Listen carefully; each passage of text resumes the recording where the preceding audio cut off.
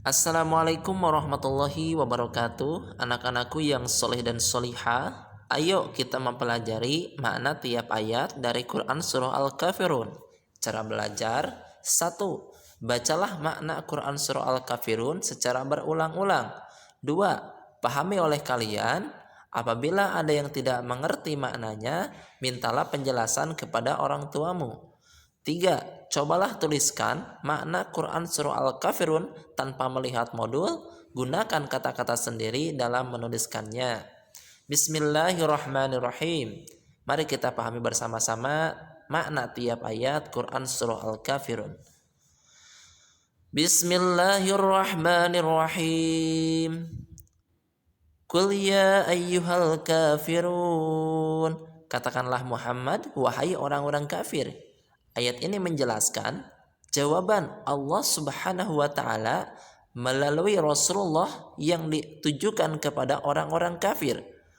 Orang kafir adalah orang yang tidak menerima ajakan Nabi Muhammad untuk memeluk agama Islam, ataupun orang kafir adalah orang-orang yang tidak beragama Islam.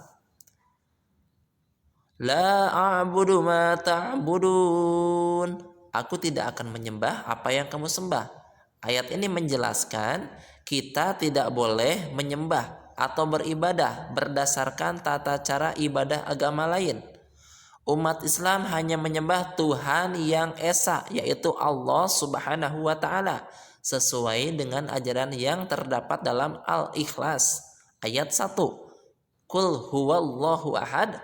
Katakanlah wahai Muhammad, dialah Allah yang tunggal. Wala antum abiduna ma a'bud. Dan kamu bukan penyembah apa yang aku sembah. Ayat ini menjelaskan begitu juga orang kafir. Mereka tidak bisa melakukan peribadahan sesuai dengan apa yang dilakukan kita umat Islam. Wala ana abidum ma abattum wala antum abiduna ma a'bud. Dan aku tidak pernah menjadi penyembah apa yang kamu sembah, dan kamu tidak pernah pula menjadi penyembah apa yang aku sembah. Dua ayat ini menjelaskan kita tidak boleh mencampur adukan ajaran agama. Sebagai umat Islam, kita harus menjalankan ibadah sesuai dengan tuntutan Islam yang dicontohkan oleh Rasulullah Shallallahu Alaihi Wasallam. Lakum dinukum waliyadin. Untukmu agamamu dan untukku agamaku. Ayat ini menjelaskan kita harus menghormati ajaran agama yang dianut oleh mereka yang berbeda agama. Mereka yang selain agama Islam, dalam melaksanakan ibadahnya kita harus menghormatinya. Di dalam ajaran Islam, sesuai dengan makna yang terkandung dalam Quran Surah Al-Kafirun ayat 6 ini, kita tidak boleh memaksa orang menganut agama lain untuk masuk ke dalam agama Islam. Apalagi mereka orang yang menganut agama lain untuk beribadah sesuai dengan ajaran Islam. Kita harus saling menghargai dan juga tidak memaksakan kehendak kita untuk mengajarkan ataupun untuk menganut agama kita kepada orang yang berlainan agama. Yuk kita simpulkan makna Quran Surah Al-Kafirun. Setelah kita membaca Quran Surah Al-Kafirun, kemudian memahami maknanya per ayat, kita mendapatkan gambaran bahwa dalam Quran Surah Al-Kafirun terdapat beberapa pelajaran. 1. Orang-orang kafir pada masa Rasulullah Shallallahu Alaihi Wasallam untuk saling menyembah sesembahannya masing-masing agar Rasulullah berhenti berdakwah. Ajakan orang-orang kafir ini untuk saling menyembah Tuhannya mereka, dan juga kita Rasulullah menyembah Tuhannya orang-orang kafir.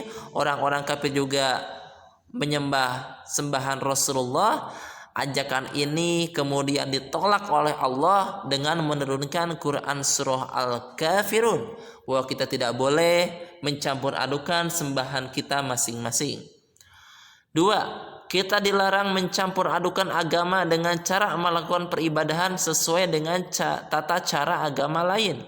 Ini larangan dalam Quran Surah Al-Kafirun. Tidak boleh mencampur adukan agama ataupun cara beribadah sesuai dengan tata cara agama lain. Kita harus berdasarkan seperti apa yang diajarkan Rasulullah. 3, kita harus benar-benar mengesahkan Allah dan kita dilarang berbuat kemusyrikan, menyembah selain kepada Allah ataupun menyekutukan Allah. Kita tidak boleh menyembah patung, berhala dan lain sebagainya. Yang kita sembah hanyalah Allah Subhanahu wa taala yang Maha Esa, yang tunggal, yang satu. 4, kita harus toleransi dan menghargai ajaran agama lain. Bahwa kita meyakini di Indonesia ini kita terdiri dari berbagai macam suku, bangsa dan juga agama. Antar agama kita harus saling menghormati dan menghargai ajaran agama lain. Itulah keluhuran agama Islam yang sangat luar biasa yang harus kita teladani, bahwa kita harus tasamuh, harus toleransi, saling menghargai antar umat beragama agar tercipta kedamaian dan ketentraman di muka bumi ini. Terima kasih. Assalamualaikum warahmatullahi wabarakatuh.